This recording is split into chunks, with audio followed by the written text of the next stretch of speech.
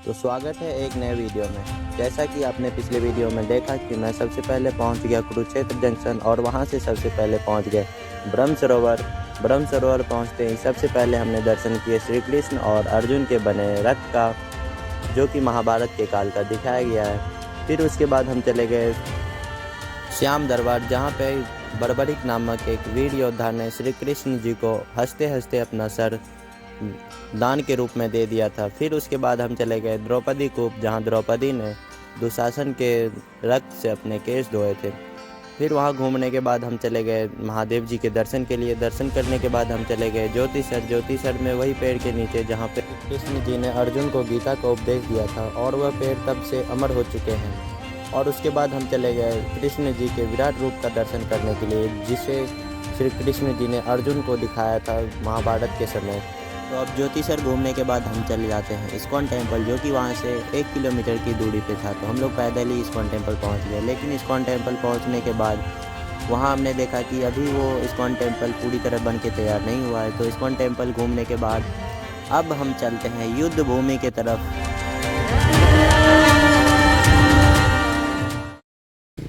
तो अब ज्योतिसर घूमने के बाद हम लोग चलते हैं भीष्म कुंड।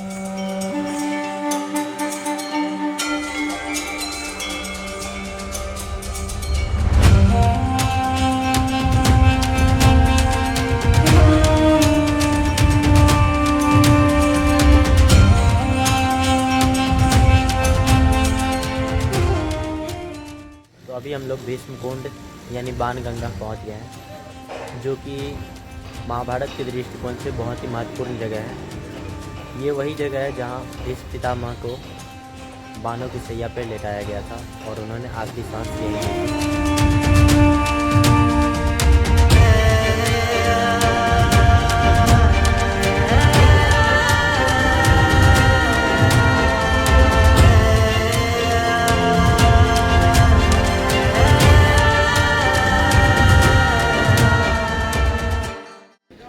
तो यहाँ पे भीष्म पितामह को बाणों की सैया पर लेटाए हुए हैं और बगल में अर्जुन खड़े हैं, जो कि भीष्म पितामह ने उनसे इच्छा व्यक्त की थी कि उन्हें प्यास लगी हुई है।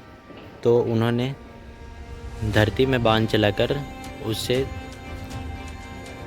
जल का प्रबंध किया था उनके प्यास बुझाने के लिए। तो ये वही कुंड है जो कि अर्जुन ने अपने बाणों से उत्पन्न किया था।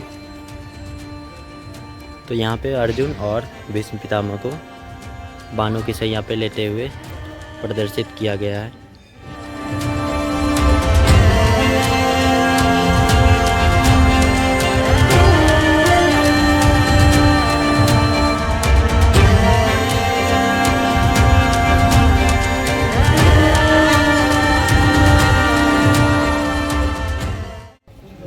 ये बाणगंगा के अंदर ही एक हनुमान जी की प्रतिमा है, जो कि बहुत ही बड़ा है। तो चलिए आपको नज़दीक से दिखाते हैं कि कितनी बड़ी प्रतिमा है।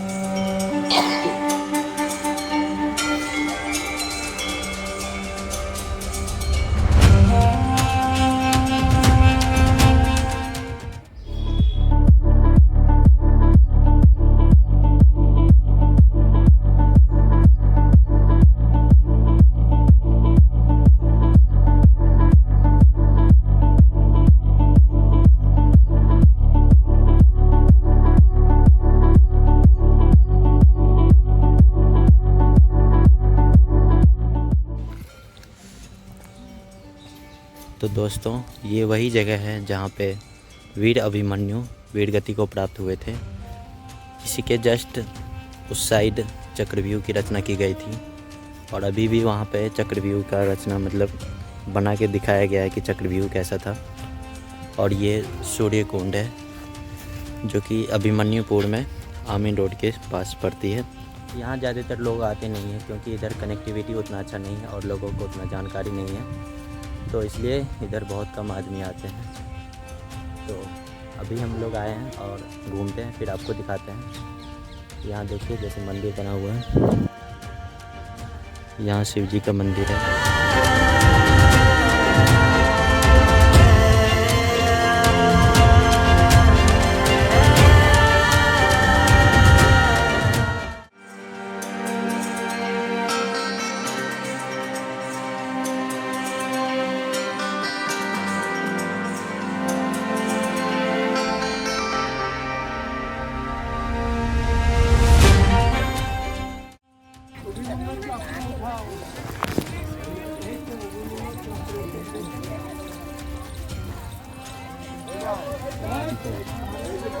तो ये चक्रव्यूह में प्रवेश कर चुके हैं हम लोग।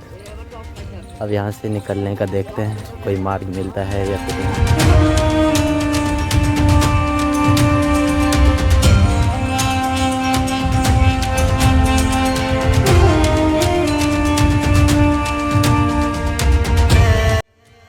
कहीं अभिमन्यु की तरह हम भी फंस न जाए इस चक्रव्यूह में।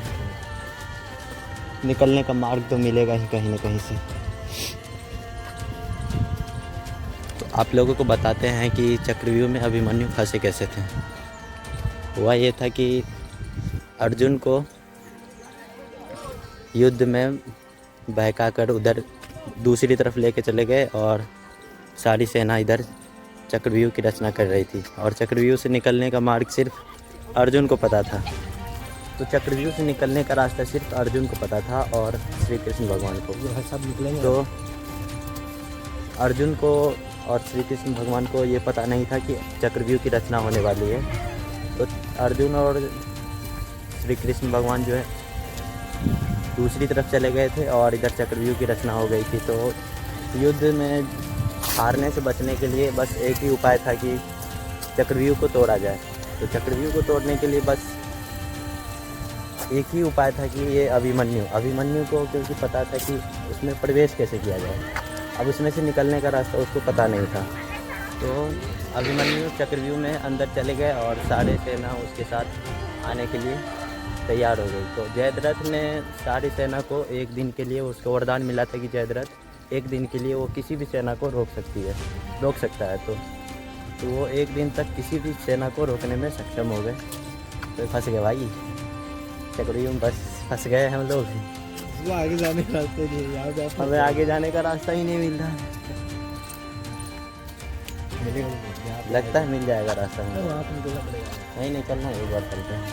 नहीं मिलेगा। तो अर्जुन ये अभिमन्यु उसको अंदर चले गए चक्रव्यूह में और उसे रास्ता नहीं था मालूम बाहर निकलने का, तो वो फंस गए थे।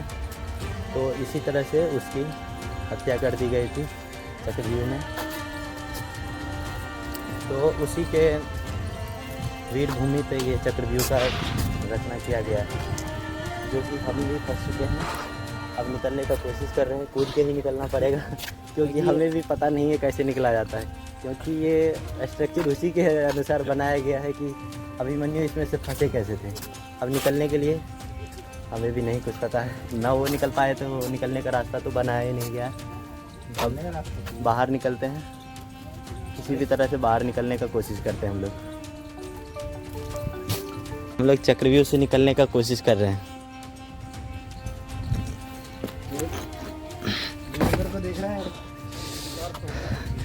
अब चक्रव्यूह से निकलने का एक ही रास्ता था, दीवार कूदना था।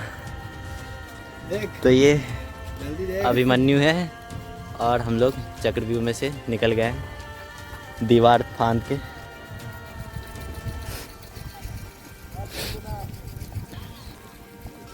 ये देखिए कितना अच्छा नज़ारा है चारों तरफ। आप लोग यहाँ एक बार ज़रूर आएँ, बहुत ही अच्छा लगेगा आप लोग को।